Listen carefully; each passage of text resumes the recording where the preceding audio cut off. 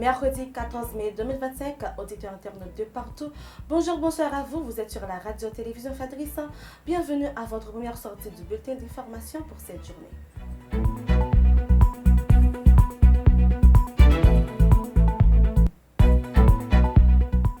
Centrale Gourde 55 pour $1 américain est le taux de référence calculé par la BRH pour ce 14 mai 2025.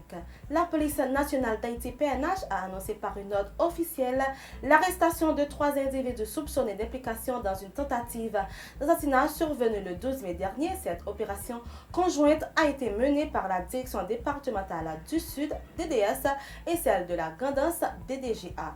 Deux des suspects, jeunesse Victor et Enold Eliassin, ont été appréhendés à Codet, localité de la 3e section communale de la Borde, sur la route nationale numéro 7. Le ministère à la condition féminine et aux droits des femmes, MCFDF, et le programme des Nations Unies pour le développement, PNUD, ont tenu une réunion de travail dans le cadre de leur coopération visant à promouvoir les droits des femmes en Haïti. La ministre Mme Pédrica Saint-Jean et le représentant résident du PNUD en Haïti, Xavier Michon, ont discuté des actions conjointes à renforcer, notamment dans la lutte contre les violences basées sur le genre, VBG et l'autonomisation des femmes. Dans une note publiée le mardi 13 mai, l'ambassade des États-Unis en Haïti a exprimé sa profonde tristesse à la suite du décès tragique du docteur Nadia Fahimir Jean-Charles, épidémiologiste médicale dévouée. Elle a consacré sa carrière à la protection de la santé publique, travaille au sein des Centers for Disease Control and Prevention, CDC des États-Unis. Elle œuvrait sans relâche pour renforcer les capacités d'Haïti à prévenir, détecter et répondre aux épidémies, notamment le choléra.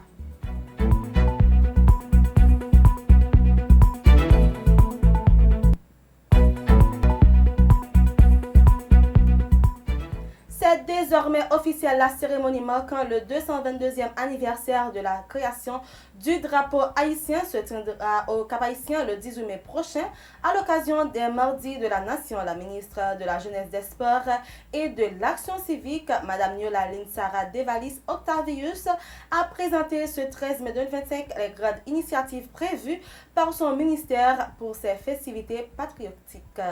Claude Evans, Cassandrine Destima, Sarah Mondésir et Caroline Tressil figurent parmi les 200 photographes sélectionnés sur 718 candidatures pour la 4e édition des Oscars de la photographie africaine. Cette édition réunit des artistes de 17 pays africains. Il s'agit de la première fois qu'autant de photographes haïtiens sont sélectionnés pour ce concours transnational de grande envergure.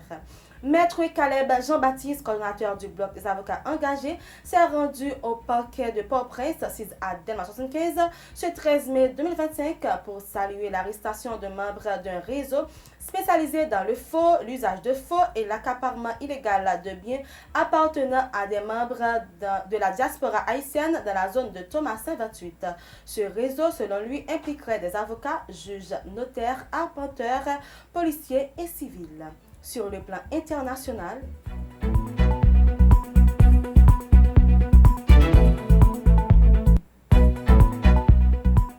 l'ancien président uruguayen José Pepe Mujica est décédé le mardi 13 mai 2025 à l'âge de 89 ans. Sa dernière apparition publique remonte au 1er mars lors de l'investiture du président Yamao Ossi. Ancien guerriero, Mujica a dirigé l'Uruguay de 2010 à 2015 et est resté une figure emblématique de la gauche latino-américaine. Lors d'un forum d'investissement à Riyad, le président américain Donald Trump a livré un discours centré sur la prospérité économique, la paix régionale et le rejet de l'inventionnisme. Il a présenté l'Arabie saoudite comme un modèle de stabilité pour un nouveau Moyen-Orient et a proposé dans ce contexte la levée des sanctions contre la Syrie. Le Premier ministre canadien Mark Carney a présenté un nouveau gouvernement axé sur le renforcement des relations avec les États-Unis tout en affirmant la souveraineté du Canada. Cette annonce intervient alors que Donald Trump menace le pays de guerre commerciale et évoque l'hypothèse controversée d'une annexion du Canada en tant que 51e État américain. Carney promet une transformation économique majeure pour faire face à ces pressions. C'est la fin de ce bulletin d'information. Merci de l'avoir suivi. C'était avec vous Vanessa Cédouane.